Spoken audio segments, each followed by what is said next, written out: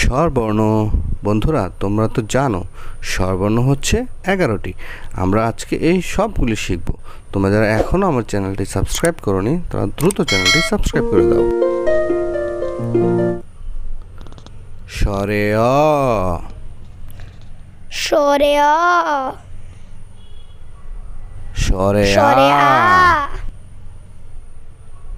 হ্রস্ব ই, হ্রস্ব ই, দীর্ঘ ই, দীর্ঘ ই, হ্রস্ব উ, হ্রস্ব উ, দীর্ঘ উ, দীর্ঘ উ, রি, রি, এ, এ,